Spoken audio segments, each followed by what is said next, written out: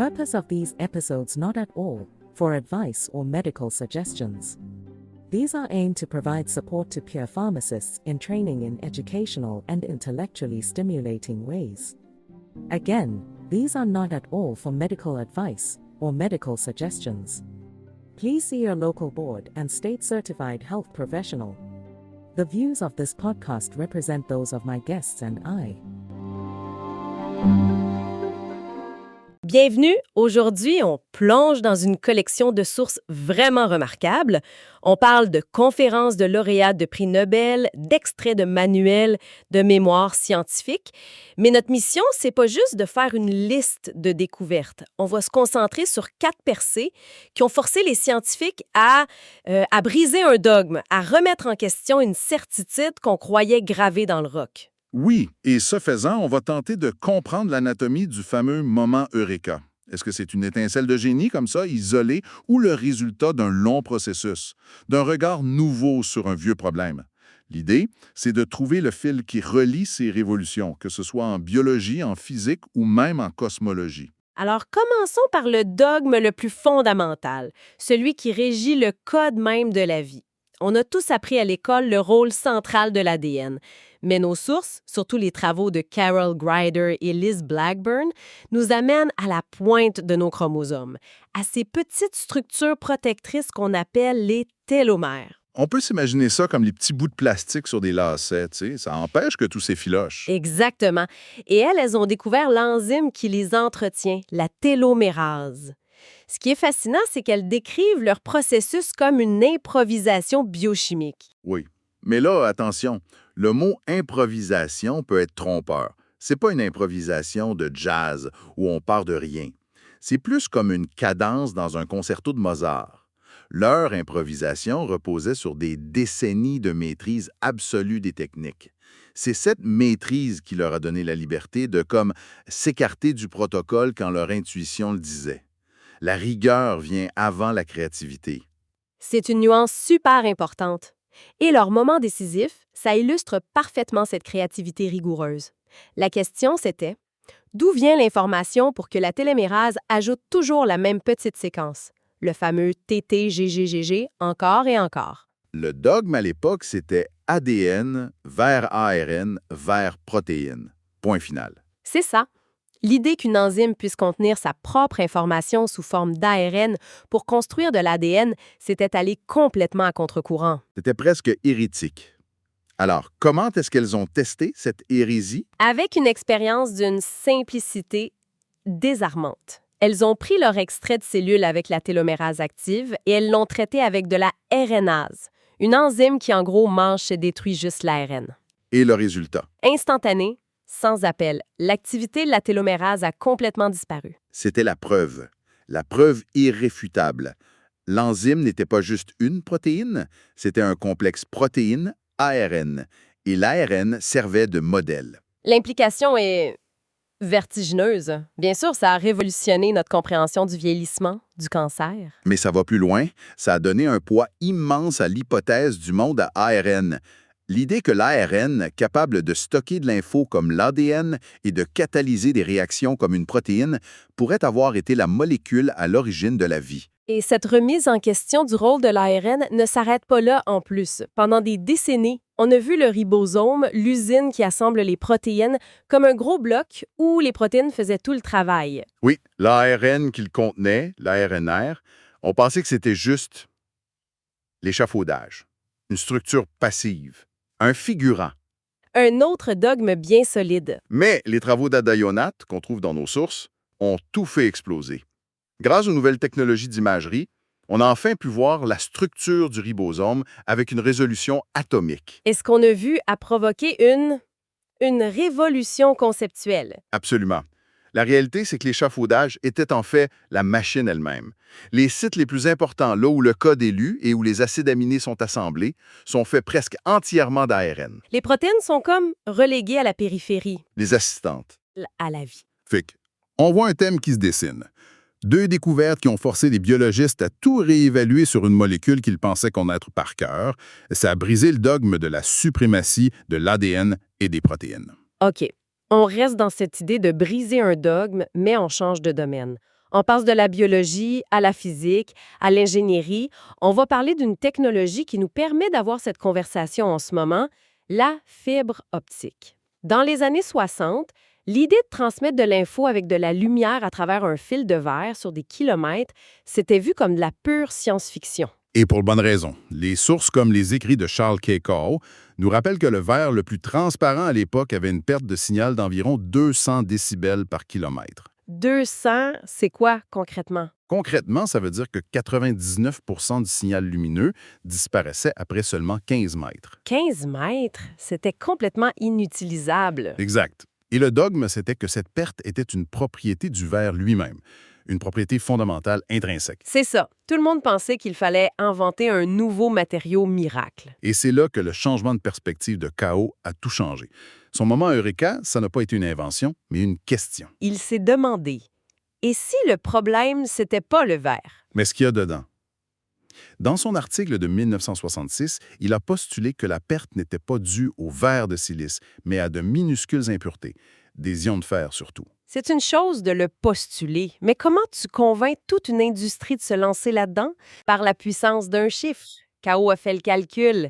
Il a déterminé que la perte intrinsèque de la silice parfaitement pure, ça devait être non pas 200 dB/km, mais moins de 1 dB/km. Wow! Et ce chiffre-là a tout changé. C'est plus qu'une simple redéfinition du problème, ça. C'est la preuve qu'en innovation, le progrès vient pas toujours d'une nouvelle invention.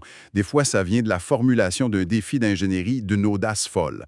En fixant cet objectif, ce saint graal de 1 dB/km, Kao n'a pas inventé le verre pur. Il a créé la foi qu'il était possible de le faire. Il a transformé un problème de science perçu comme insoluble en un problème d'ingénierie perçu comme extrêmement difficile, mais faisable. C'est une leçon qui s'applique bien au-delà de la physique, ça. Et ça a marché. En quelques années, des labos comme Corning ont relevé le défi et ont produit des fibres qui ont atteint puis dépassé cet objectif. Une révolution basée sur une nouvelle façon de voir un vieil objet. Bon, maintenant, préparez-vous à un changement d'échelle radical. On a remis en question les dogmes de la cellule, de la matière. Attaquons-nous au plus grand dogme de tous, celui qui régit le destin de l'univers entier. Jusqu'à la fin des années 90, il y avait un consensus quasi total sur une chose. L'expansion de l'univers, depuis le Big Bang, devait ralentir. C'est du gros bon sens cosmologique. L'univers est rempli de matière et toute cette matière exerce de la gravité. La gravité, c'est une force de freinage. C'est comme lancer une balle dans les airs. Elle ralentit, elle s'arrête, elle retombe. La seule question, c'était de savoir si le freinage était assez fort pour un jour tout faire s'effondrer dans un Big Crunch, ou si l'expansion allait juste ralentir à l'infini. Mais personne, absolument personne ne doutait du ralentissement. Personne. Et c'est là-dedans que deux équipes de chercheurs se sont lancées dans une course pour mesurer précisément ce taux de ralentissement. Une de nos sources, le mémoire de Brian Schmidt, raconte l'histoire du IZ Supernova Search Team. Leur méthode, c'était d'utiliser des supernovas lointaines, des explosions d'étoiles, comme des sortes de phares cosmiques. On les appelle des chandelles standards. C'est un principe simple. Plus une chandelle est loin, moins elle semble brillante. Ça permet de cartographier l'univers. Exactement. Fait qu'en 1995, ils trouvent la supernova la plus lointaine de l'époque, SN 1995K. Ils accumulent les données et quand ils tracent leur graphique, Le résultat est un choc. un choc total. Les points ne tombaient pas sur la courbe d'un univers qui ralentit, ils tombaient sur celle d'un univers qui accélère. Imagine la scène dans le labo.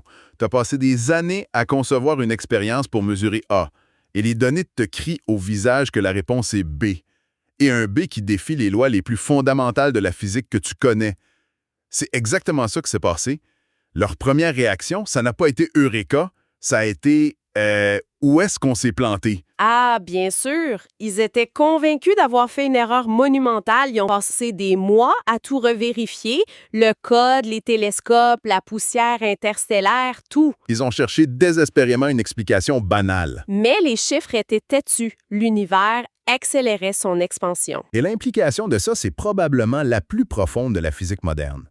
Pour expliquer cette accélération, il faut postuler l'existence d'une force répulsive, une sorte d'antigravité qui domine à l'échelle cosmique. On a baptisé ça l'énergie sombre. Oui, et les calculs montrent que ça doit constituer près de 70 de l'univers. Autrement dit, en essayant de mesurer le ralentissement de l'univers, on a découvert par accident la nature de la majorité de ce qu'il compose. Ah, sans avoir la moindre idée de ce que c'est? C'est le plus grand mystère de la science actuelle. D'un mystère cosmique, on passe à un dernier dogme fracassé. Un mystère biologique qui défiait toutes les règles. On se base ici sur les travaux de Descartes-Gadusek sur une maladie étrange, le courru, qui touchait le peuple foré en Nouvelle-Guinée. Une maladie neurodégénérative toujours fatale. Les sources la classent dans une catégorie au nom un peu épeurant, les encéphalopathies spongiformes subaiguës. Décortiquons ça. Encéphalo, c'est pour le cerveau, et spongiforme, c'est parce que le cerveau des victimes à l'autopsie était littéralement criblé de trous, comme une éponge. Une image terrifiante. Ce qui rendait cette maladie si déroutante, c'était l'agent infectieux. On ne trouvait aucune bactérie, aucun virus. Le corps des victimes ne montrait aucune réaction immunitaire, rien. C'était comme si un fantôme s'attaquait au cerveau. Le dogme, c'était qu'une maladie infectieuse est causée par un micro-organisme avec du matériel génétique, de l'ADN ou de l'ARN. Ici, il n'y avait rien de tout ça. Un vrai casse-tête. La percée est venue en faisant des liens inattendus. Les chercheurs ont noté des similitudes frappantes entre le courroux, une maladie du mouton appelée tremblante, ou scrappy, et une maladie humaine très rare, la maladie de Creutzfeldt-Jakob, la MCJ. Et c'est là qu'une observation épidémiologique a tout changé. Oui. Une étude en Israël a révélé que la MCJ était 30 fois plus élevée chez les Juifs d'origine libyenne que chez ceux d'origine européenne. 30 fois. Une différence pareille, ça ne peut pas être une coïncidence. Non. Il devait y avoir un facteur culturel ou environnemental.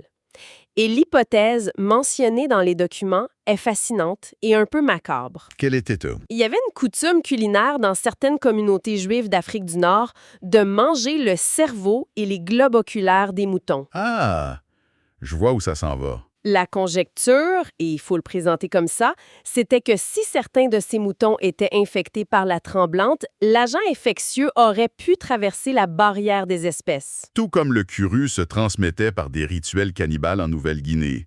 C'est un exemple parfait de raisonnement scientifique. On connecte l'anthropologie, l'épidémiologie, la neuropathologie. Pour former une hypothèse, et cette hypothèse a mené à l'idée révolutionnaire des prions. Protéine. Une simple protéine mal repliée qui agit comme un agent infectieux en forçant les protéines saines à adopter sa propre forme défectueuse. Un dogme biologique entier qui s'effondre, l'idée qu'il faut du matériel génétique pour qu'une maladie se propage. Absolument. Alors si on prend un peu de recul, de l'ARN, qui est le moteur de la cellule, à un chiffre sur un tableau noir qui lance l'ère de l'Internet, en passant par l'univers qui nous révèle sa nature profonde dans une découverte que personne ne cherchait. Toutes ces percées partagent un fil conducteur. Ce fil, c'est que la science progresse le plus spectaculairement, non pas en confirmant ce qu'on sait, mais en faisant face à des résultats qui contredisent nos certitudes les plus profondes. C'est la capacité à ne pas rejeter une donnée anormale comme une erreur, mais à se demander « et si cette anomalie était la vérité ?» Alors, qu'est-ce que tout cela signifie? On a vu comment la science repousse les limites de ce qu'on peut voir et comprendre dans le monde extérieur. Mais qu'en est-il de l'outil qui nous sert à percevoir tout ça, c'est-à-dire notre propre conscience? C'est une excellente transition. Parce que l'incroyable, c'est que toutes ces découvertes, qu'il s'agisse d'une protéine mal repliée ou de l'expansion de l'univers, ont été comprises et conceptualisées par des cerveaux humains. On utilise cet univers de 3 livres de neurones pour sonder l'univers extérieur, alors qu'on comprend à peine l'outil qu'on utilise. Pour notre pensée finale, je voudrais évoquer une idée du philosophe Alan Watts. Il suggère que notre conscience, notre attention, fonctionne comme un projecteur, un spotlight. Elle ne perçoit pas le monde d'un seul coup. Elle le balaie en série, morceau par morceau, un instant après l'autre. Et cette perception fragmentée, selon lui, crée notre expérience linéaire du temps. Et surtout, notre sentiment tenace d'être un moi, un ego, séparé du reste du monde. Watts va jusqu'à qualifier ce sentiment d'ego isolé de canular, une illusion utile mais fondamentalement trompeuse. Il suggère qu'on est en réalité continu avec le reste de l'univers, pas séparé de lui. Exactement. Alors, voici la pensée à méditer. Si toutes ces découvertes incroyables, de la télomérase à l'énergie sombre, ont été faites avec cet outil qui fonctionne comme un projecteur étroit et séquentiel, qu'est-ce qu'on pourrait découvrir si on trouvait un moyen de changer la nature même de notre attention? Qu'est-ce que la science et notre compréhension de nous-mêmes pourraient devenir si, au lieu d'un spotlight, on apprenait à voir avec un projecteur de scène, un floodlight, Alors, qui bienvenue. illumine tout le champ de Aujourd'hui, on a l'expérience sur la table une collection de conférences Nobel. Ce sont des textes incroyablement denses. C'est le fruit de carrières entières dédiées à repousser les limites du savoir. Notre mission pour notre discussion, c'est de trouver les fils conducteurs, les idées qui relient ces avancées qui, à première vue, n'ont rien en commun. On va parler de physique subatomique, de chimie moléculaire, de biologie. On va essayer de comprendre comment on a appris à voir l'invisible puis à construire à cette échelle-là et finalement à déchiffrer les codes secrets de la vie. Et ce qui est fascinant là-dedans, c'est de voir comment une découverte dans un domaine peut, des dizaines d'années plus tard, devenir la clé pour un autre champ complètement différent. On va vraiment passer des composants fondamentaux de la matière jusqu'à la machinerie complexe du vivant. On va s'arrêter sur ces moments eureka qui ont tout changé. Parfait. Alors, allons-y. Le premier grand thème, c'est une barrière toute simple.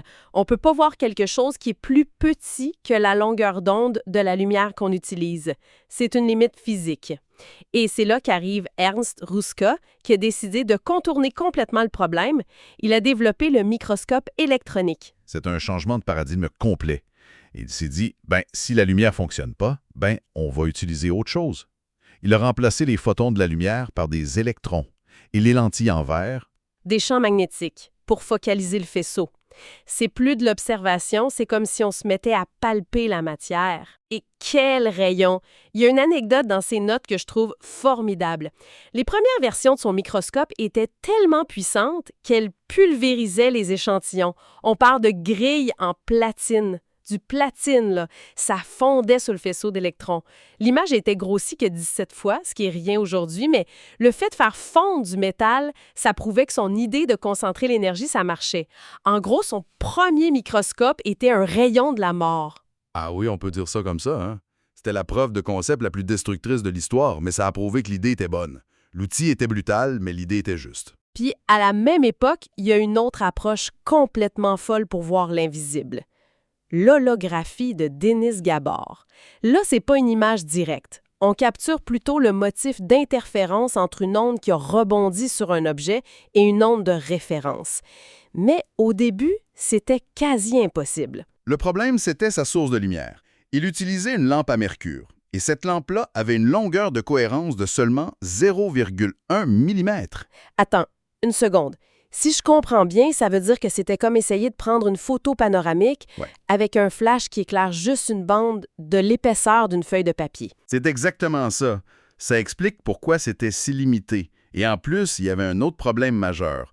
Son système créait deux images superposées, une réelle et une virtuelle, qui se brouillaient l'une l'autre. Le résultat était flou, déformé. C'est vraiment l'invention du laser qui a tout débloqué des années plus tard. C'est fascinant dans les deux cas, que ce soit Ruska ou Gabor, personne ne voit directement l'objet.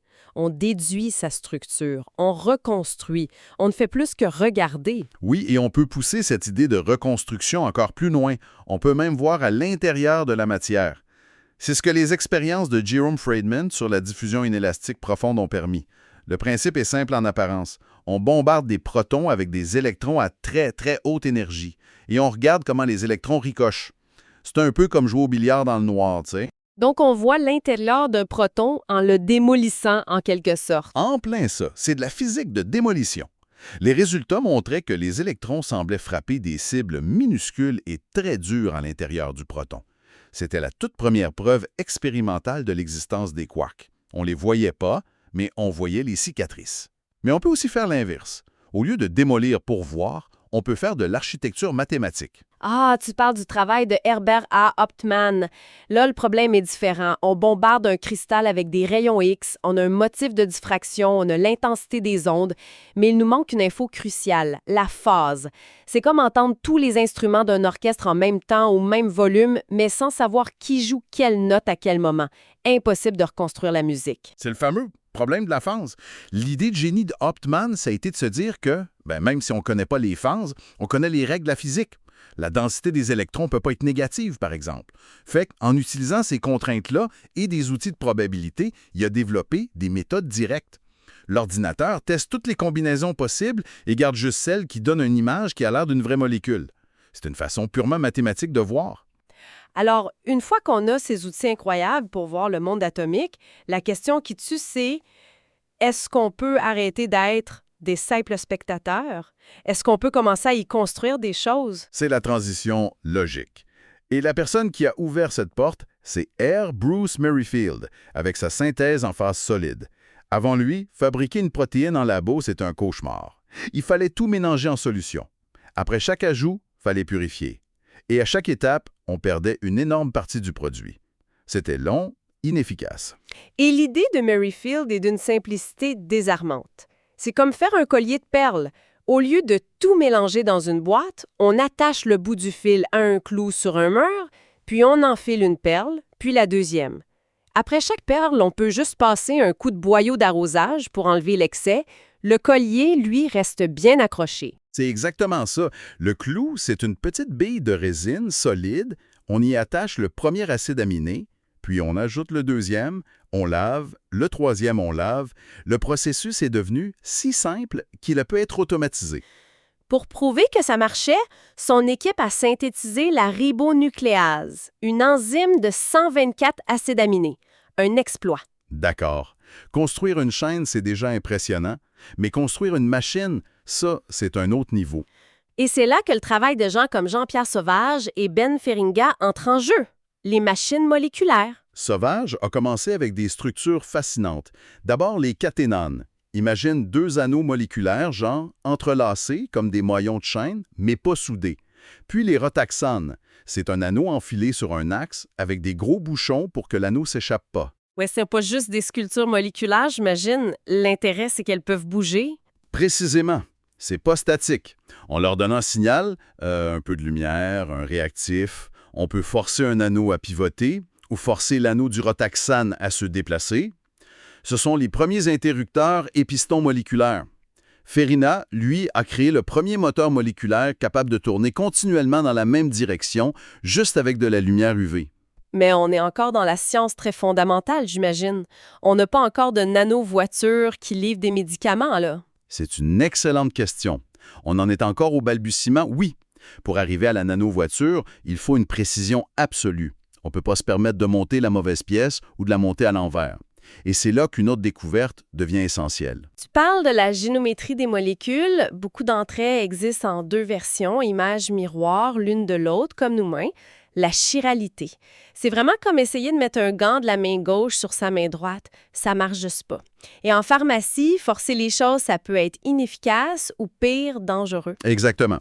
Une version de médicament peut guérir et sa version miroir peut être un poison. Le défi, c'était de trouver comment produire seulement la bonne version, la bonne main. Et c'est la percée de Ryoji Noyori, avec ses catalyseurs. Il a créé des catalyseurs comme le fameux BNAP, qui sont eux-mêmes gauchers ou droitiers. Et ils vont produire presque exclusivement la version de la molécule qui leur correspond. C'est un outil d'une précision chirurgicale. Sans ça, les moteurs moléculaires, ce serait un coup de dé. C'est fou! Donc, on a appris à voir puis à assembler des pièces de Lego atomiques avec une précision incroyable. On dirait qu'on a tous les outils pour s'attaquer au plus grand mystère. Comment la vie elle-même est-elle programmée? Comment on déchiffre ces codes? C'est une très bonne façon de le voir. La biologie, à son niveau le plus fondamental, c'est une science de l'information. Toute une question de code. Commençons par le code de la maintenance de notre ADN. On savait que les chromosomes raccourcissent à chaque division cellulaire, comme une corde qui s'effiloche. Si ça continuait, on perdrait de l'info génétique vitale. C'est le problème auquel Carol Grader et Elizabeth Blackburn se sont attaqués. Ils ont découvert la télomérase, une enzyme dont le travail est de rallonger les extrémités des chromosomes, les télomères.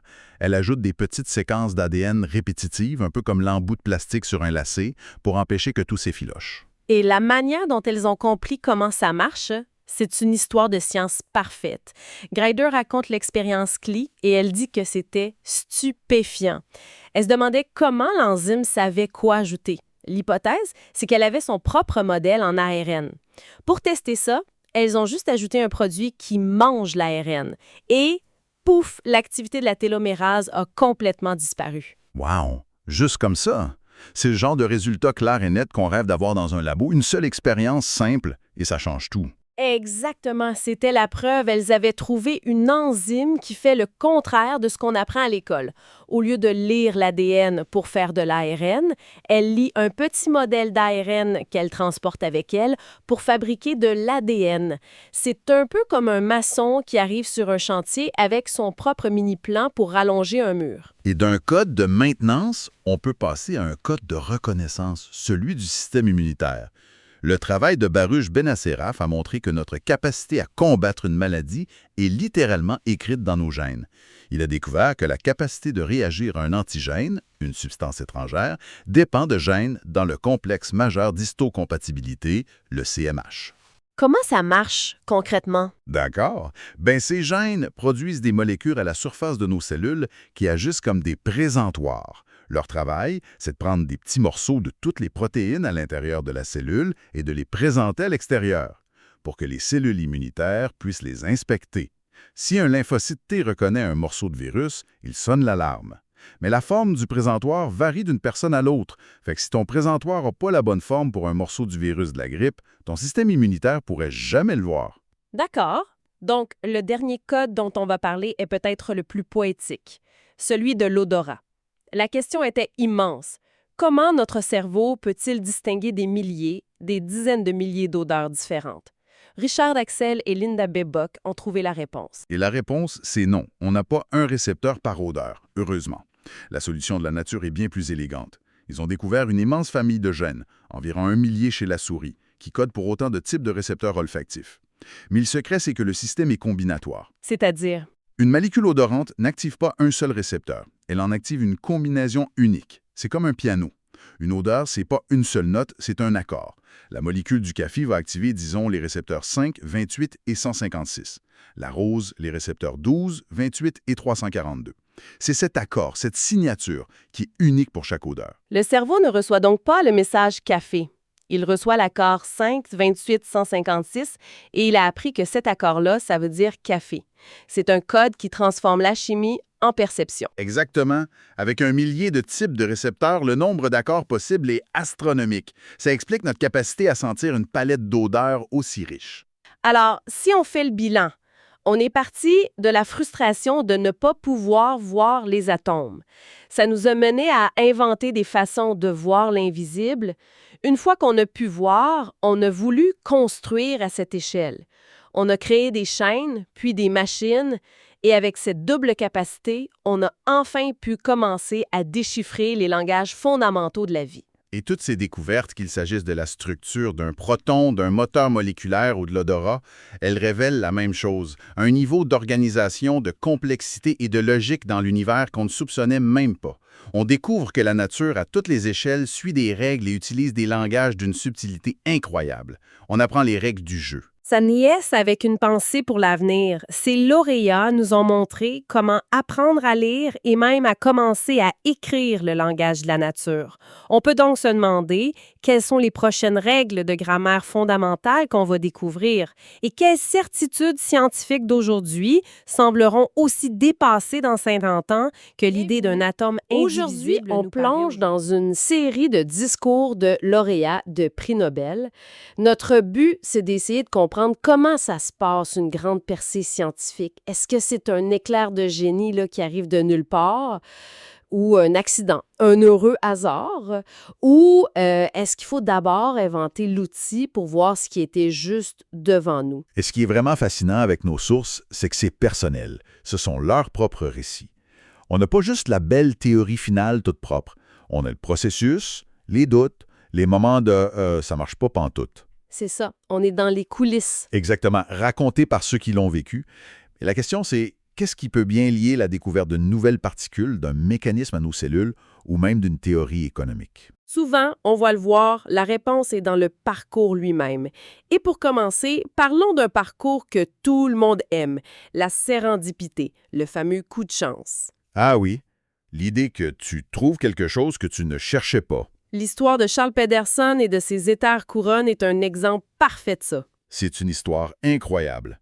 Pedersen, c'était un chimiste chez DuPont, Puis il essayait pas du tout, mais alors pas du tout, de créer une nouvelle classe de molécules. Il faisait une réaction assez standard. Et disons que le résultat a été décevant. C'est le moins qu'on puisse dire. Dans ses propres mots, il a obtenu une mélasse peu attrayante. Une espèce de gangue brune, là. C'est ça. N'importe quel autre chimiste aurait pris le bécher, l'aurait vidé, nettoyé et serait passé à autre chose.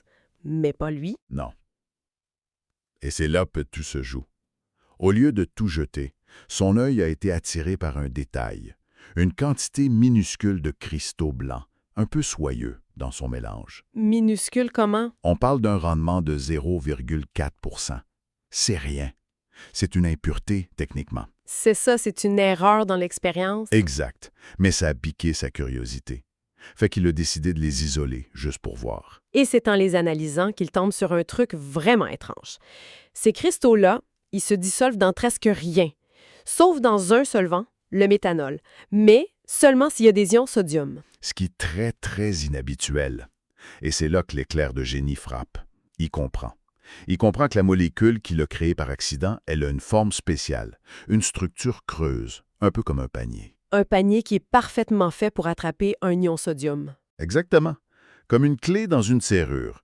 Il les a appelés éthers couronne, parce que la molécule vient coiffer l'ion comme une couronne. OK, mais jusqu'à quel point c'est pas juste la chance, ça?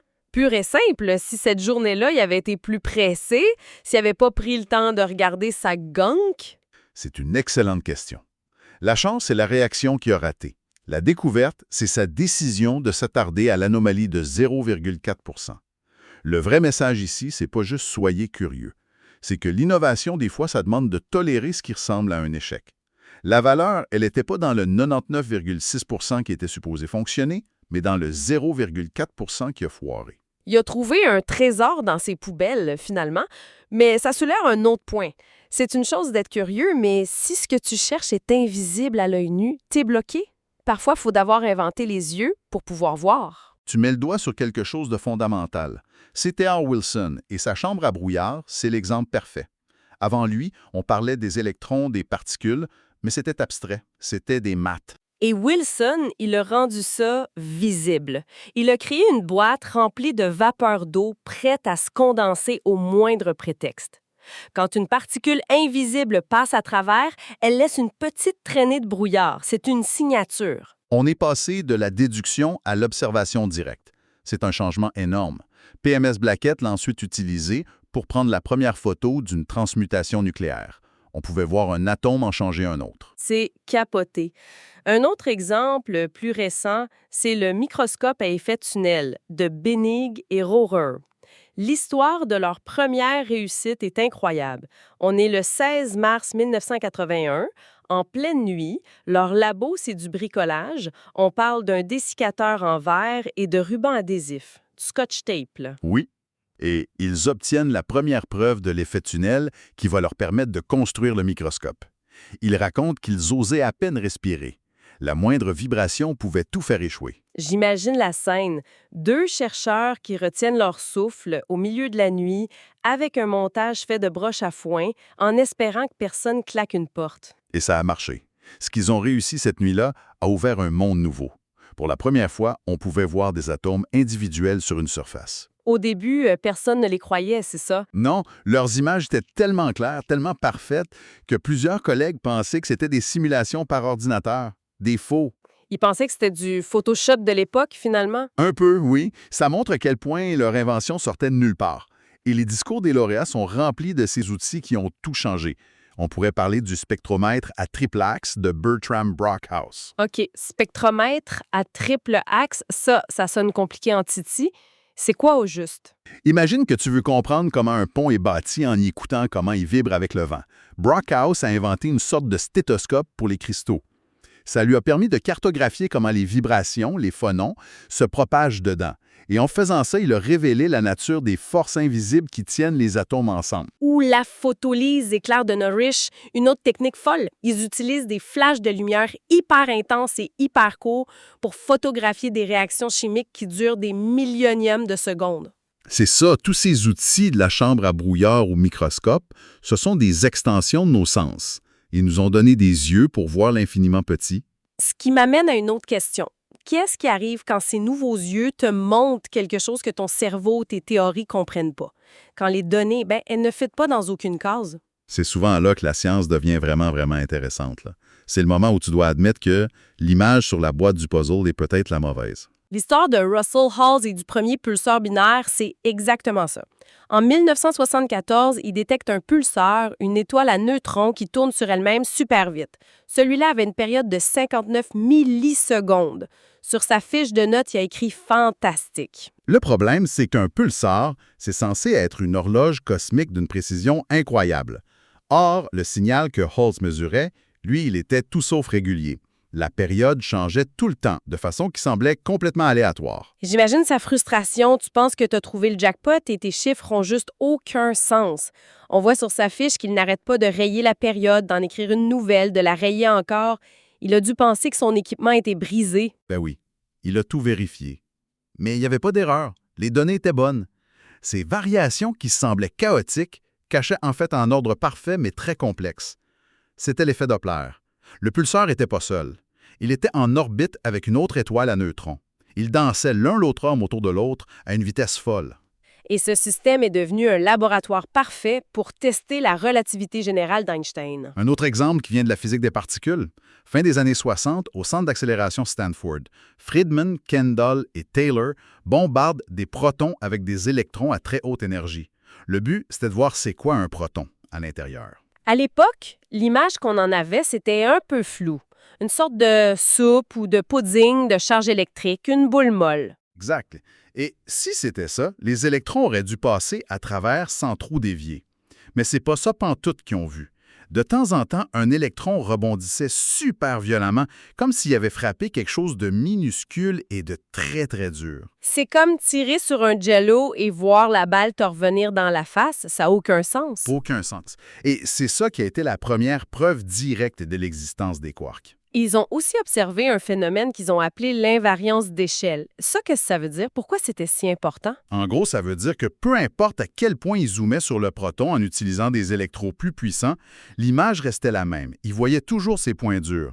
Si le proton avait été un pudding, l'image serait devenue de plus en plus floue. Le fait qu'elle ne change pas prouvait que ces points, les quarks, étaient des objets bien réels. Dans les deux cas, ce sont les données, déroutantes au début, qui ont forcé le changement. Mais c'est une chose quand les données te donnent raison. C'en est une autre quand tu as une idée, mais que tout le monde pense que tu es dans le champ. Et ça, c'est l'aspect le plus humain et parfois le plus difficile de la science. Changer les mentalités, c'est un travail colossal. L'histoire de Peter Mitchell et de sa théorie chimiosmatique, c'est un cas d'école. Dans les années 60, tout le monde était d'accord sur comment nos cellules produisent de l'énergie. Le dogme, c'était des intermédiaires chimiques. Tout le monde cherchait ces fameux intermédiaires. Sauf Mitchell. Lui, il a proposé une idée complètement différente, jugée hérétique. Il a dit quoi au juste? Il a dit « oublier les composés chimiques ».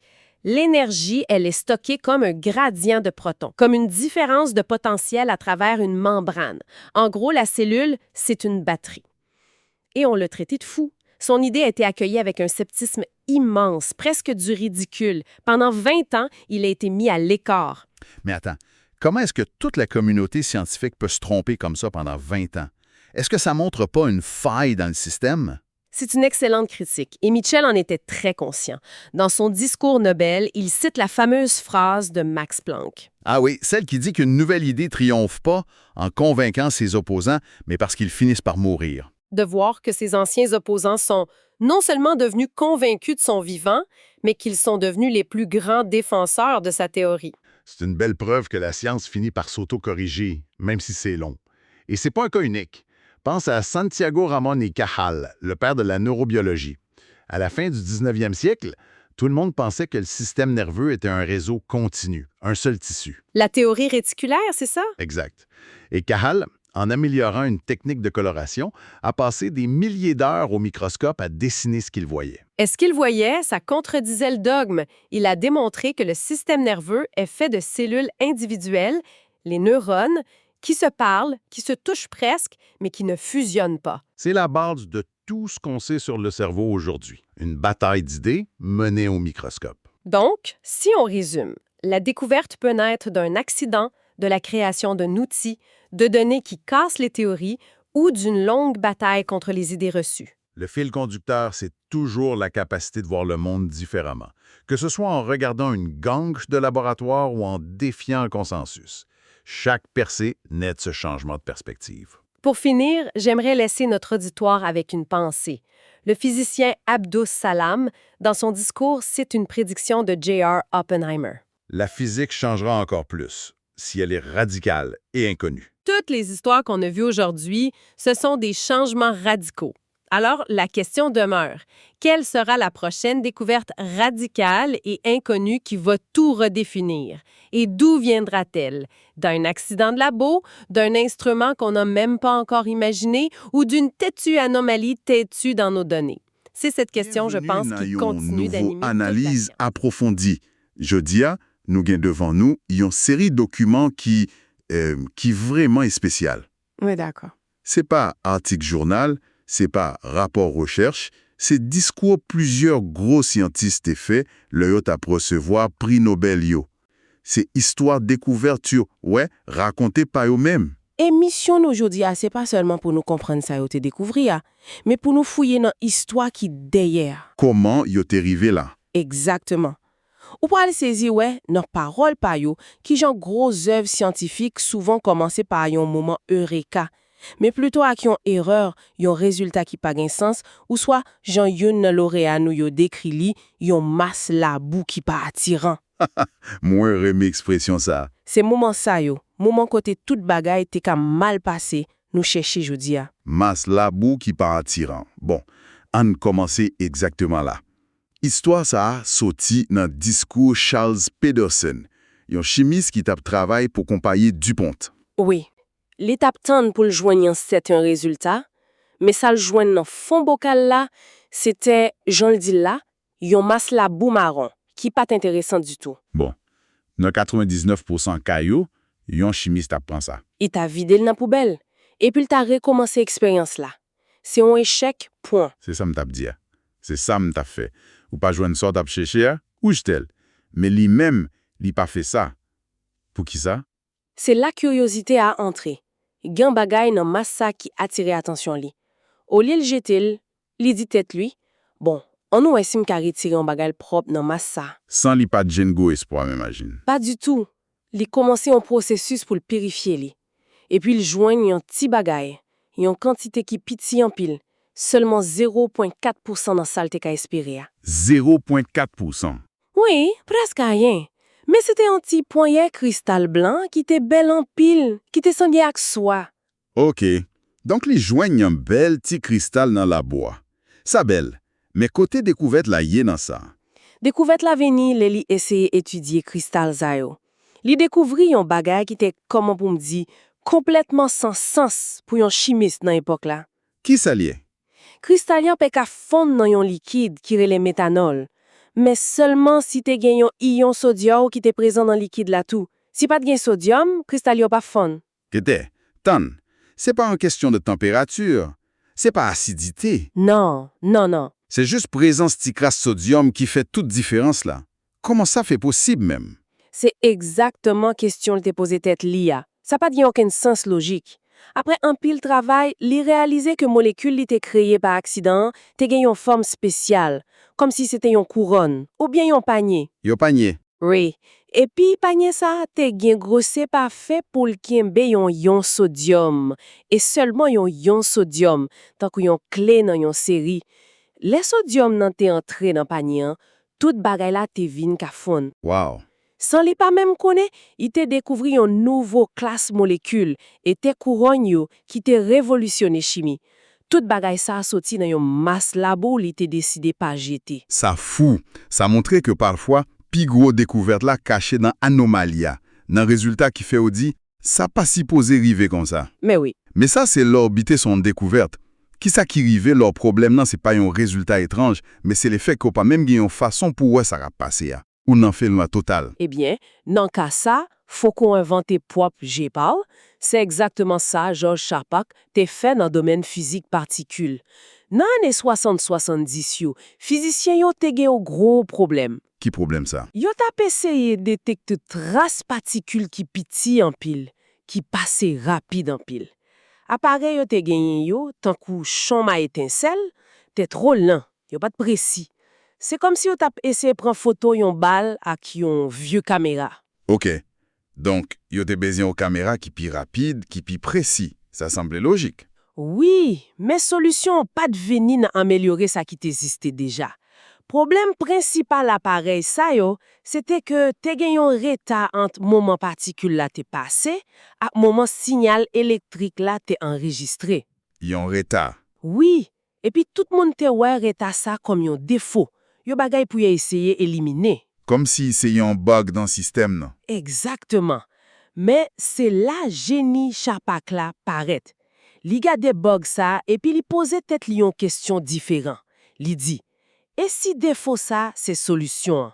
Et si retard ça gen yon information la donne? Oh oh! Il réalise yon laday fondamental. Longueur retard te dépend directement de qui côté particule la te passé.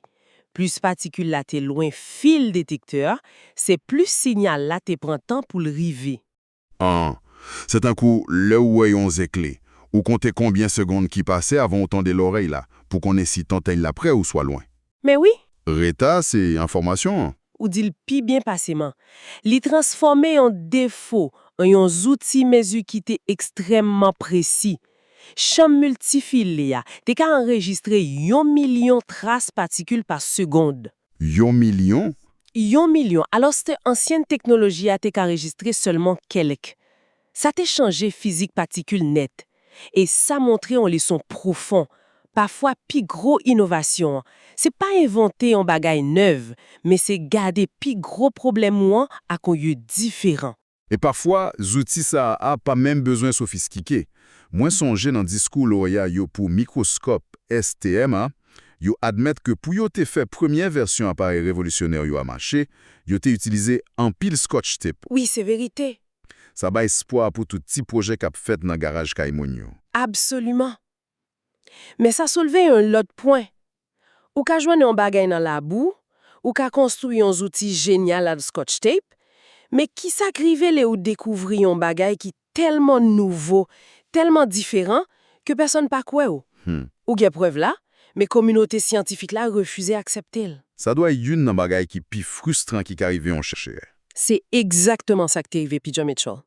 Pendant plus que 20 ans, il te défend une théorie sous façon cellule nou yo produit énergie.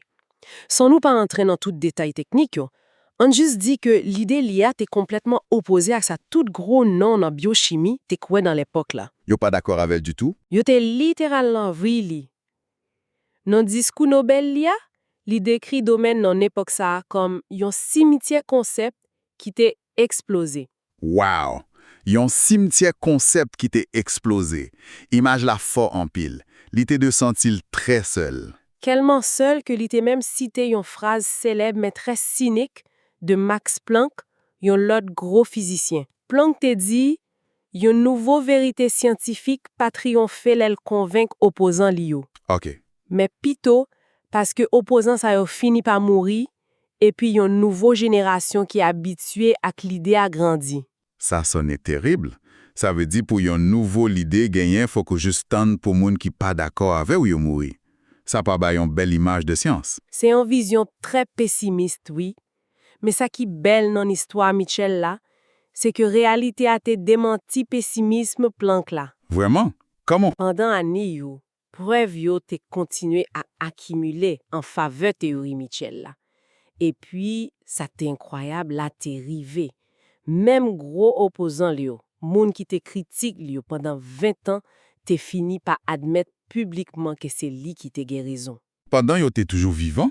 Yo t'es toujours bien vivant et actif, mais yo t'es changé l'idée yo devant propre rêve yo. Pour Mitchell, ça t'est une plus grosse victoire passer prix Nobel là lui-même. Moi ka imagine ça. Ça t'est montré que même s'il prend temps, même si gen gros résistance, mécanisme la science la ka corriger tête li. Ça c'est une histoire qui ba espoir. Finalement, li montre importance pour persister, mais tout li montre intégrité communauté scientifique là. Donc, nous avons découverte par accident, nous avons invention d'outils, nous avons bataille pour faire accepter un nouveau l'idée, mais parfois, il y a une découverte qui est tellement fondamentale, li pas seulement changer en théorie, li changer tout livre l'école yo. Exactement. Li forcer nous réécrire tout un chapitre dans connaissance nous. C'est ça y aurait un changement paradigme. Et un bel exemple, c'est découverte chemin récepteur LDL là, par Michael Brown et Joseph Goldstein. OK. Histoire ça a commencé avec une maladie génétique terrible qui relait hypercholestérolémia familiale, ou soit FH. Moun qui fait avec maladie ça, gagne un niveau cholestérol dans sang yo qui tellement haut, yo ka fait crise cardiaque depuis dans l'enfance. Donc, problème là, c'était cholestérol. Mais dans l'époque ça, qui ça scientifique te pensé qui t'a passé dans cellules yo? Modèle dominant 1, t'es que cellules yo te recevoir information de dehors à travers un signal indirect. Yo te relé ça modèle deuxième messager. Deuxième messager. Ça veut dire. An imagine, yon facteur croissance rive bo cellule là, li frappe n'importe là. Yon moun dans entendre et puis li aller li déclencher une alarme dans toute usine nan. Facteur croissance là lui-même pas jamais entrer en usine nan. OK, c'est un signal, li pas entré. Exactement. C'est comme ça yo te pensé toute communication cellulaire te fait. Mais ça pas de cas expliquer maladie FHA. Qui ça Brown à Goldstein te découvri qui était différent? Yo découvri un mécanisme qui était totalement nouveau et puis direct. An kembe analogie izina. Imaginez izina besoin yon livraison spéciale qui c'est cholestérol là. Sous mideyo izina, gen yon série employé spécial, ce yo qui récepteur yo. OK. Employé au soumis, hein? Employé sa yo gen yon seul travail. Yo campé là, apten camion livraison spécifique là, qui c'est particule LDL, qui chargé à cholestérol. Donc, yo c'est un coup yon garde sécurité bo yon barrière. Même plus fort que ça. Le camion LDL l'arrivée, employé a, récepteur ya, pas seulement l'ouvri barrière, li kembe camion a. Et puis toute portion mua là, côté lié a, plongé en dedans usine nan, ak tout camion avel. Sérieux? Toute muraille là entrée? Tout procession sa André. Processus ça relè récepteur médiaté endocytose. Yon fois nan, usine démonte camion, li prend cholestérol là, et puis li servi avec directement. Pas gain aucun deuxième messager. Wow! Donc, c'est pas un signal, cellule là littéralement mangé par qu'une information. Et qui rapport ça à gain avec maladie? Bon, c'est là toute bagavine claire. Yo découvri que moun qui gen maladie FH là, c'est parce que employé ça yo, récepteur yo, soit yo pas là du tout, soit yo défectier. Ah. Donc, pot la pas jamais l'ouvrir. Exactement. Camion LDL yo chargé à cholestérol, yo continue à circuler dans sang, mais yo pas jamais ka fait livraison yo pot usine nan pas jamais l'ouvrir pour yo. C'est peut-être ça cholestérol la monté dans un niveau qui dangereux en pile. Ça clair qu'on y a là. Et découverte ça a pas seulement expliqué une maladie, il était créé une nouvelle façon pour nous comprendre qui gens cellules yo fonctionnaient. Totalement. Li te l'ouvri un nouveau chapitre dans biologie cellulaire. Li te montre qui jan cellule yo gérer nutrition yo, à communication avec monde yora, dans une façon qui pi direct, pi intime, parce que ça n'importe monde te imaginé avant. C'était un vrai changement paradigme. Le nom était toute histoire ça yon ensemble. Yon masse labou, yon défaut qui tourne en outils, yon bataille 20 ans contre toute communauté a, ak yon nouveau vision sur la vie cellule là. Nous commençons à voir un portrait plus réel sous qui ça la sciencier. C'est pas une ligne droite. Li pas propre, li pas linéaire. Li fait avec chance, avec génie, avec en pile tête dit. Et découverte ça yo pas juste ajouter une nouvelle ligne dans liste connaissance. Yo te changé fondation yo. Yo te forcé nous poser nouveaux questions, garder mon lan yon l'autre gens. Mais oui, chaque histoire ça aussi une leçon sur pouvoir curiosité à courage pour garder ça l'autre mon ignoré. Absolument. Ça quitte nous avec yon dernier pensée pour qui sorti dans discours yon l'autre lauréat, Abdou Salam. Li raconte qui j'en un examen doctoral li. Yon professeur qui pose yon question piège. Pour qui ça masse netri noir c'est 0. Yon question professeur là li même pas de connaître réponse là? Exactement. Et puis plusieurs années après, pendant yon vol long sous l'océan Atlantique là, Réponse lan te vin jwenn li sans attendre. Charles Pedersen te jwenn trésor li a nan yon mas labo. George Charpak te jwenn solution li nan yon défaut. Alors, mes questions pour qui ça mas labo qui pas attirant ou soit anomalie frustrant dans la vie pa ou ça nan travail yo qui t'a ka caché yon gros découverte si seulement on te prend temps pour garder yon l'autre gens. OK. Jodi a, nous gagnons défi qui est intéressant en pile devant nous. Ou bon nous en pile sous qui honnêtement semblait pas gain aucun rapport yon à l'autre. Non, pas du tout. N'a sorti nan fond yon cellule, n'a passé par laboratoire physique pour nous atterrir nan philosophie sous sens la vie. Exactement. Et mission nous aujourd'hui, c'est justement ça. Chercher fil invisible qui connectait tout point ça yo. Question c'est pas seulement qui ça bagaille ça yo yé, mais plutôt comment yo connecté. Oui. Qui modèle, qui l'idée l'humanité a pu utiliser pour essayer de comprendre un monde qui paraît chaotique comme ça. Nous pourrons essayer bâtir une sorte de carte géographique. Moi remè l'idée ça, yon cadre géographique. Et pour nous commencer cadre ça, on commence à point qui pipicia, point qui non fondation tout ça qui vivant. On plonger dans noyau cellule nou yo. OK, premier source là, li plonger nous tête baissée dans yon gros mystère biologique, chromosome. Oui. Moi comprendre, yo c'est livre instruction la vie a. Mais source la dit, te gen gros problème. Chaque fois yon cellule copier tête li, pointe ADN nan te supposé vin piko. Comme si wap chire yon page chaque fois. Exactement. Ton kou yon code kap de pas fini. Et si yon question qui te bail scientifique yo en pile tête chaud. Imaginez. Ça qui captivant même dans l'histoire ça, c'est que chercheurs ton kou Jack Szostak, yo te commencé avec yon idée qui était complètement faux. Ah bon? Oui. Yo te pensé pointe ça yo, télomère yo, te gen yon structure en boucle, comme yon lacet soulier qui marre.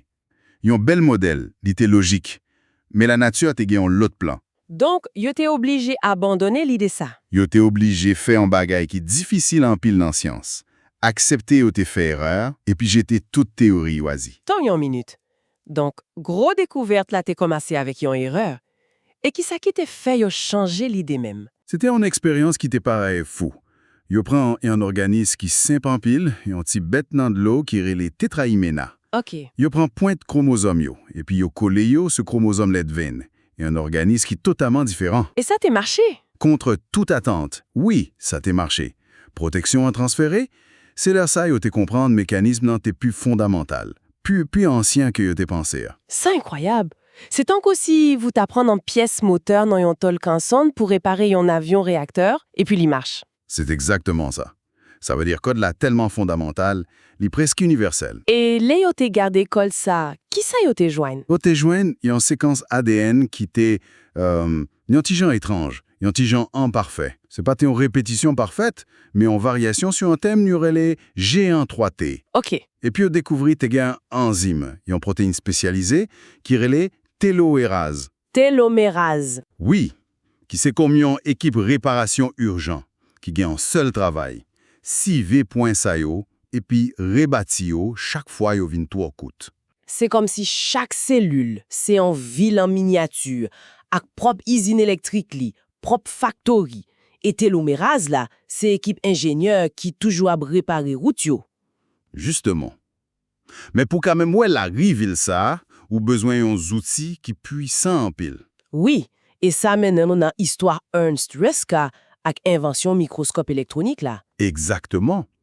Histoire les montrer pouvoir persistance. Il était commencé comme un simple projet étudiant. Sérieux? Oui, mais il était ouais potentiel là.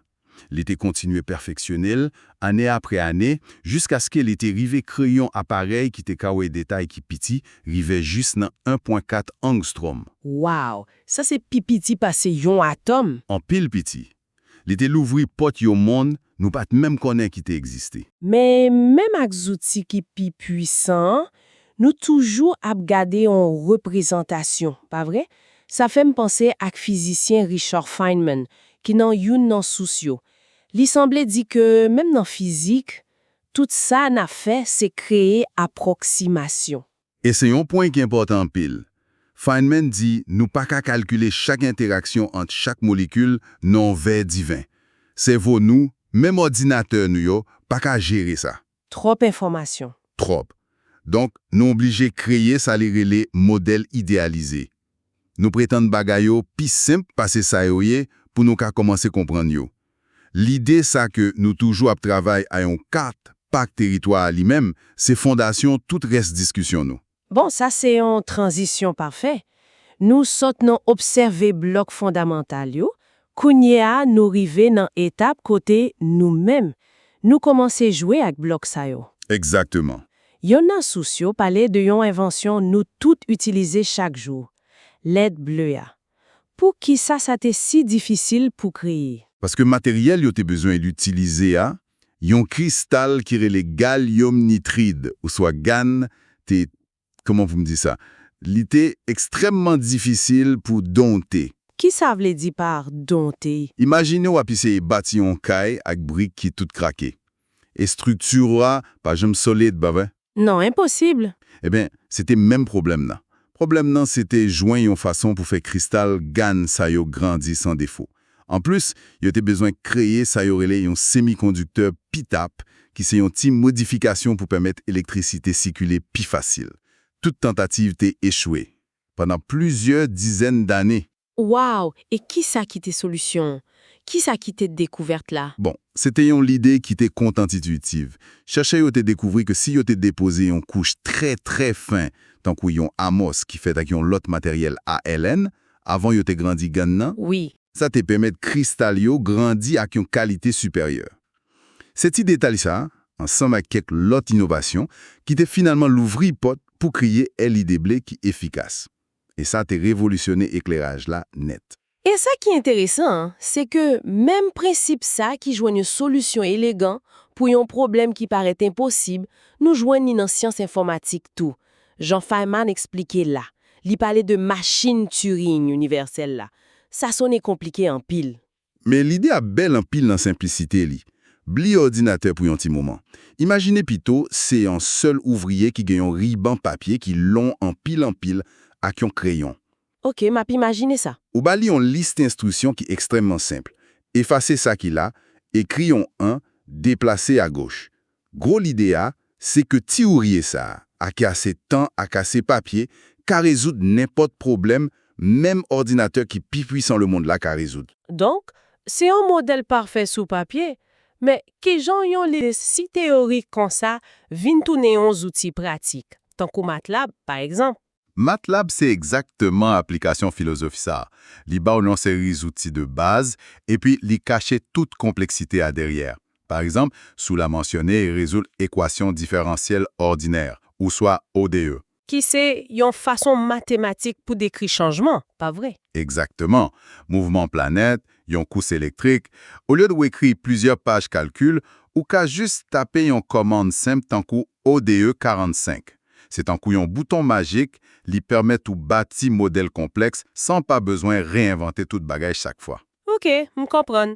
Nous créons modèle pour cellules pour matériel, pour calcul, mais est-ce que nous ka créer modèle pour système qui est imprévisible là? L'autre monde. Ça mène à nous dans théorie enchantée. Oui, et c'est là bagay yo vin vraiment intéressant. Dans le domaine ça, objectif là c'est pas seulement comprendre comportement moun. Mais c'est influencer li. Précisément, c'est dessiner un système, une série règles jouettes, qui encourage moun pour agir dans une façon qui est prévisible. Pensez à la publicité sur Internet là. C'est un enchère qui a fait chaque milliseconde. C'est un chaos total, mais il y a un modèle derrière. Et il y a un concept clé, il y a un nom qui fait peur. DSIC.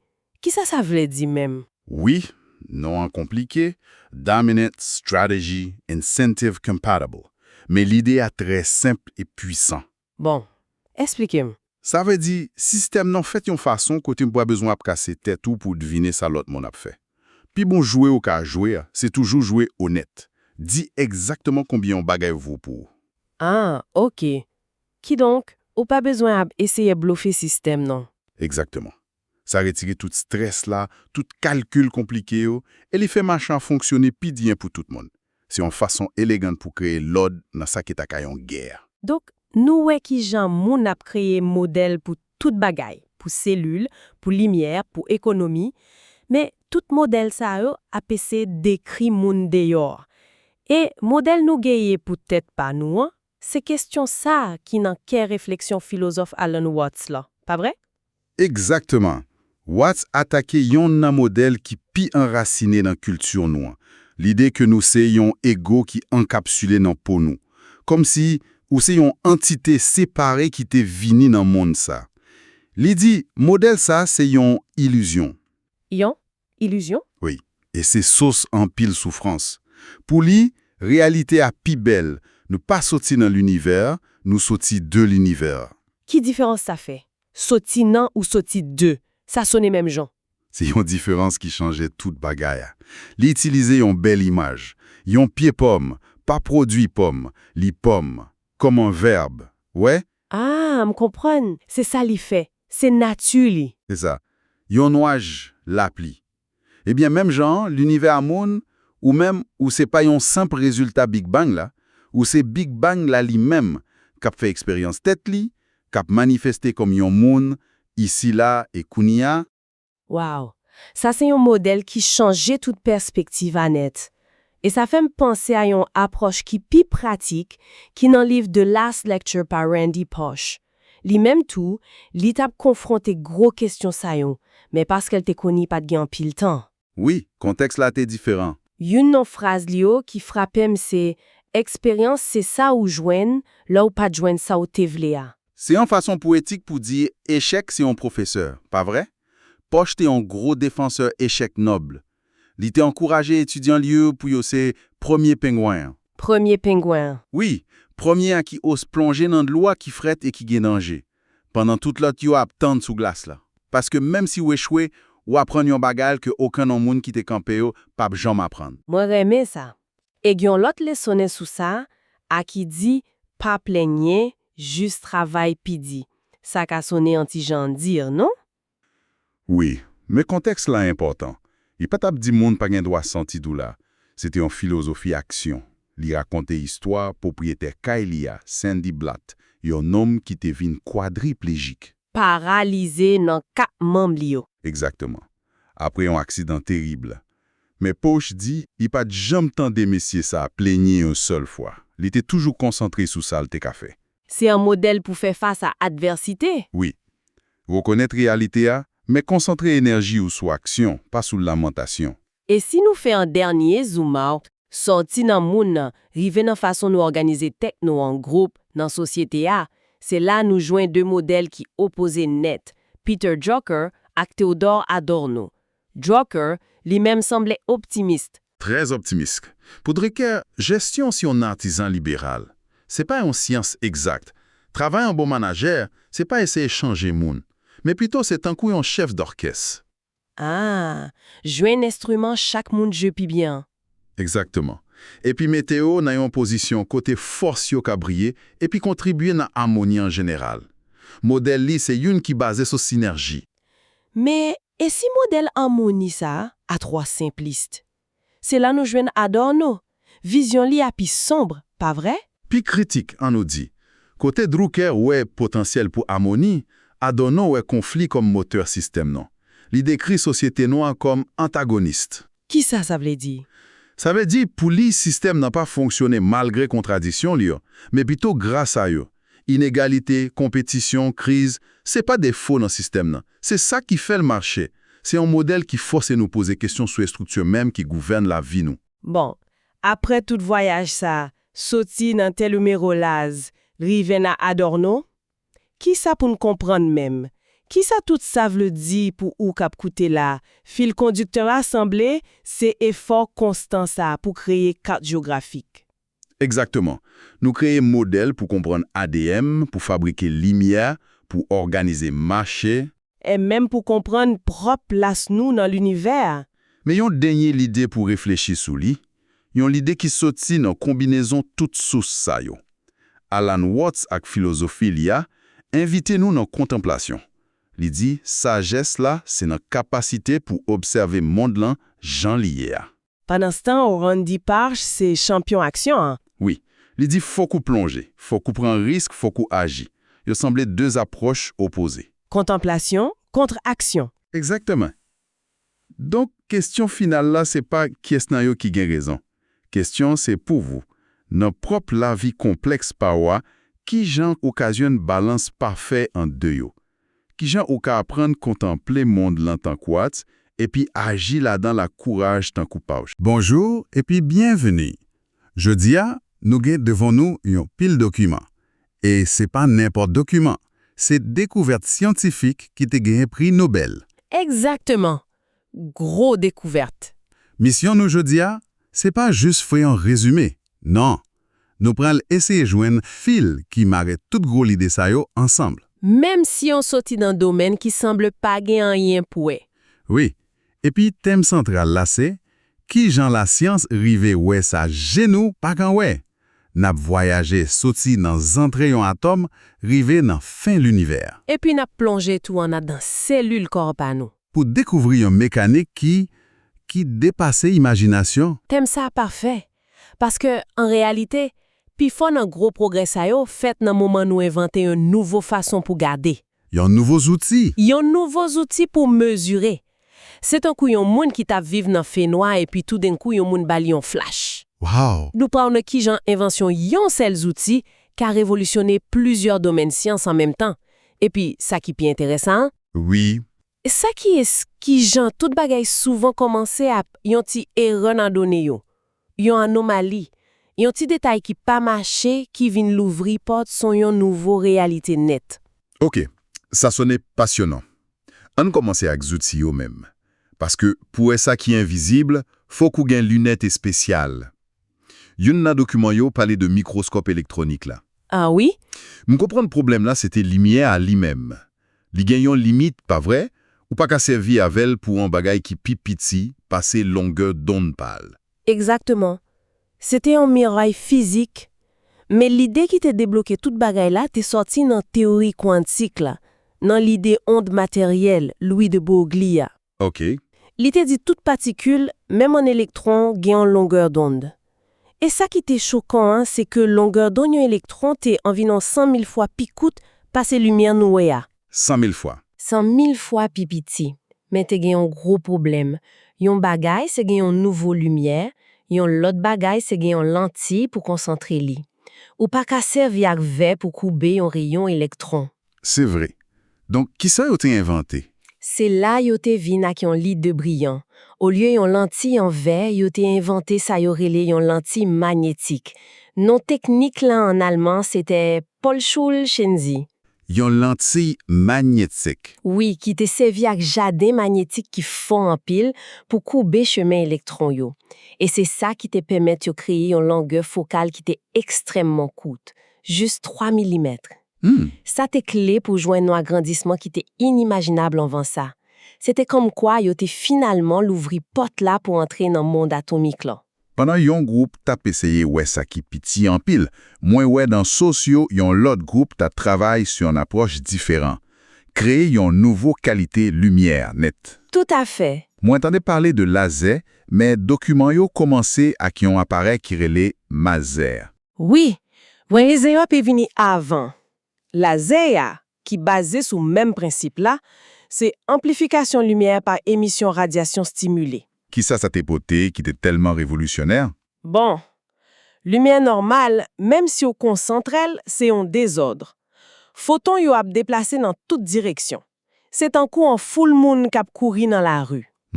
Laser, li force tout photon yo pour yo déplacer dans même direction, dans même phase. C'est pas un full moon encore, c'est un lamé qui n'en marche. Tout soldat yo a fait même pas en même temps. Exactement. Lumière ça a cohérent, li gen yon pité ak yon précision qui pas jamais existé. Et puis m'imaginer on outil comme ça t'es de gay application. Oh, application yo pas de même prévoir. Yon nan yo c'est Fibre optique là, pas vrai? c'était fibre optique la même.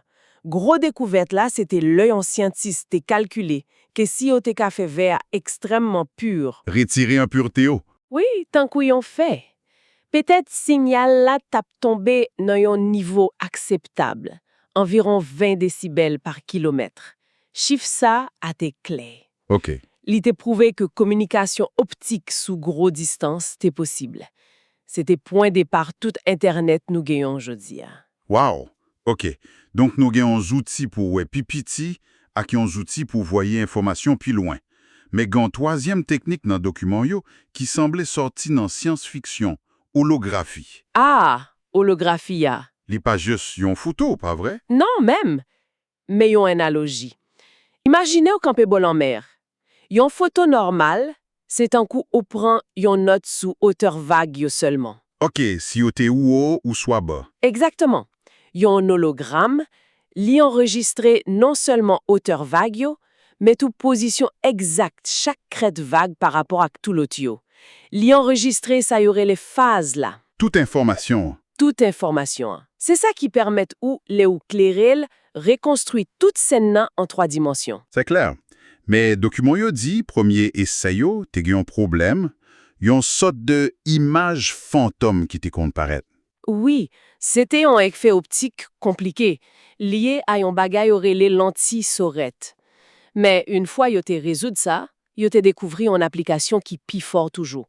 Interférométrie holographique. Qui permettent nous un changement, pas oui? Changement qui pitillon pile, qui invisible.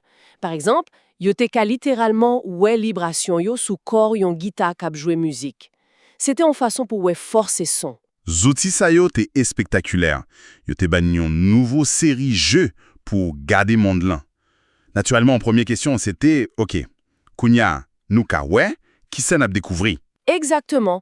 Et en commençant dans kératome de même. Pendant plusieurs années, physiciens yo te remarqué yon bagay drôle. Te gen centaines noyaux atomes qui étaient étrangement instables.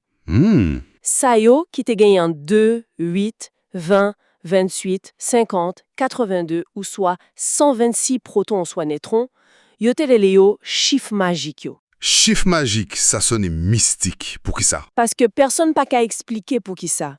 C'était une anomalie qui était emmêlée tout le monde. Explication en te vini, l'œil te proposé une idée radicale.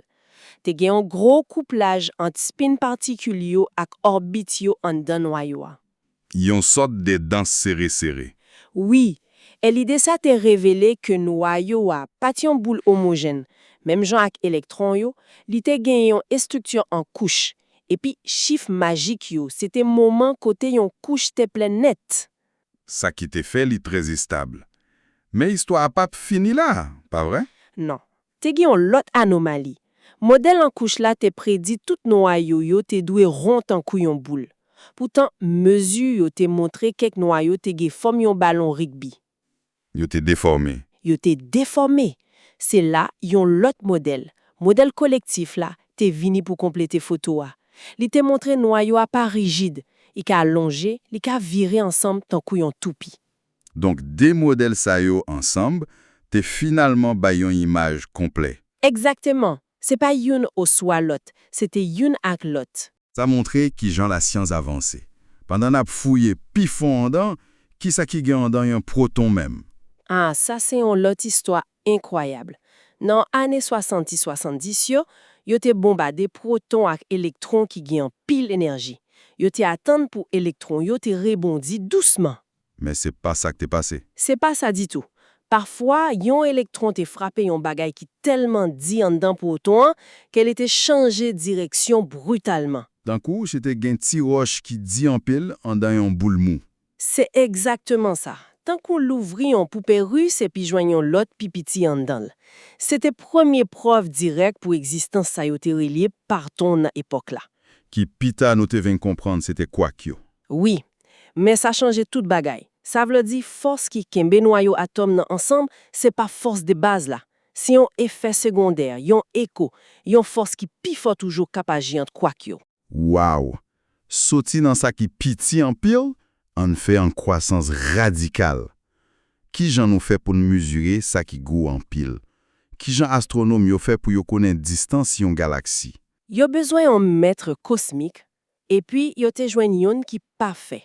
Supernova type IA. C'est un type explosion étoile qui toujours gagne même luminosité absolue. Yon bougie standard. Yon bougie standard. C'est simple. Si on connaît qui quantité de lumière yon ampoule émet, on ka calculer distance li. Plus li faible, c'est plus li loin. Et c'est là encore yon anomalie te paraît. Yon gros anomalie. Les équipes Hazy Supernova Search Team là, t'es commencé observer supernova sa yo qui t'es loin en pile, yo t'es découvri yo t'es pi faible, pi pâle, passé ça yo t'es doyé. Pi faible. Ça veut dire, yo t'es pi loin passé ça yo t'es pensé, hein? Exactement. Après yo t'es fini d'éliminer toute l'autre possibilité yo, celle conclusion qui t'est rete a, t'es logique mais li t'est troublant. Explosion yo t'es pi loin. Ça te vle dit que expansion l'univers a non seulement a continué, Mais il y a pas accéléré. mais li a accéléré. Ça difficile pour imaginer. Ou voyons boule en l'air, et puis au lieu d'y ralentir, d'y commencer à aller plus vite. C'est ça même. Et puis pour expliquer accélération ça, yo t'es obligé introduire un nouveau élément, une force répulsive mystérieux yo relé énergie noire.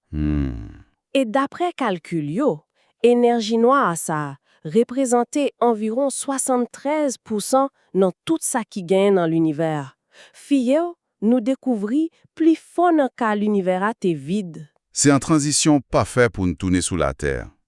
Parce que gain tout un monde invisible qui plie près non toujours en nan propre croix nous. Document yo talé de ribosome. Pour qui ça l'était tellement difficile pour qu'on ait une structure li? Parce que li part en machine rigide. Yon ribosome si yon structure qui vivant, li flexible, li change forme plusieurs fois par seconde. C'est encore essayer peint par photo clé yon moun kap danse nan fin noir. On comprend. Gros avancement te vini le ou te réussi geler li. Pou yo te ka cristalliser ou ne pati li yo. Ça yo rele subunité 30S là. Ça te l'ouvri porte là pour comprendre en détail qui yon machine étonnant ça a fonctionné. Et puis gon l'autre machine qui pi étonnant toujours. ATP synthase là. Document yo décrit le comme un véritable moteur rotatif. Ça c'est pas blague. C'est pas blague même. Gen yon moteur ak yon axe k'ap viré en dans chaque cellule non. Et pour yo te confirmer ça, c'était une expérience qui était géniale. Qui ça yo te fait? Yo te collé un filament protéine fluorescent. Yon bagay qui long et qui k'ap briller sous pointe axe moteur a. Après ça, yo te bali gaz et puis yo te gade le dans microscope. Et puis yo te wala viré. Yo te wè filament k'ap viré tant kou hélice ou hélicoptère. C'était preuve visuelle directe qui montrait mécanisme rotation moteur moléculaire qui plus important pour la vie sous la Terre. C'est incroyable. Et sans odeur. Moi, t'ai toujours pensé c'était simple. Et en molécule odeur, c'est en clé, et puis il est entré dans une seule série. C'est ça, pile monde t'es pensé. Mais c'est plus intelligent passer ça. Système n'a pas marché avec yon clé pour yon série, li marché avec yon code combinatoire. Yon code. Oui, chaque molécule odeur active une combinaison spécifique plusieurs récepteurs. C'est un coup jouer un accord sur yon piano. Combinaison ça, signature ça, cerveau interprété comme yon odeur particulier. C'est ça qui fait nous qu'à distinguer plusieurs milliers d'odeurs différents. Exactement. Mais parfois, machinerie ça rencontre problème. Et c'est là nous tomber sur yon namista qui est étrange dans documenté nous yo. Maladie Tom Kourou ak Creutzfeldt-Jakob. Ah, virus non conventionnel yo. Qui c'est que t'es tellement étrange ak agence a yo? Tout bagay, yo te résisté ak radiation, ak chaleur, bagay qui normalement détruit tout virus. Mais, ça qui te pi drôle là, c'est que les yo te gade dans microscope électronique, yo pas jamais ka jwenn aucune particule virale. Anye même. Anye, zéro, ça te mène dans hypothèse radicale puis yon. Yon protéine normale qui juste mal pliée, mais qui gen capacité pour forcer l'autre protéine normale yo prend même forme d'effectuer par l'IA. Yon réaction en chaîne destructif. C'est ça même. C'était découverte yon nouveau principe biologique. Et pour combattre problème, même là c'est pas yon prion, cellule-là lui-même gen propre système nettoyage par aller, pas vrai? Oui, et c'est yon l'autre découverte qui t'a changé biologie. C'est système ubiquitine. Cellule-là servi ak yon ti molécule qui relè ubiquitine comme yon étiquette. Donc c'est une sorte de système contrôle qualité. Exactement. Li marque protéine qui pas bon yo, protéine qui fin vie ou ça qui gen défaut. Et puis marque ubiquitine ça, c'est un signal la mort. Li dit protéine ça doit détruire. Et puis vous voyez le déchiqueteur moléculaire là. Non protéasome nan. Et système nettoyage ça important en pile. L'elle pas marché bien, c'est la maladie de Parkinson ou ça Alzheimer qui a commencé à développer. Comme nan, Rivé dans les étoiles pour mesurer l'univers. Fil conducteur dans toute bagay sa yo, c'est curiosité moun, c'est désir pour comprendre. Et puis, Jean nous te dit ça dans commencement, toute bagay souvent commencer avec un petit donné qui pas correct. Yon anomalie. Yon anomalie qui force nous poser question. C'est vrai, chiffre magique yo, c'était yon anomalie. Supernova qui était trop faible yo, c'était yon anomalie. Ça fait me poser tête mes questions ça pour où? Pour nous réfléchir sous li. Dans toute quantité de données scientifiques yo collectées jodi, qui anomalie, qui ti erreur qui cachée là dans yo, kounya même, qui découverte sous monnaie visible en cap senti nan yo demain.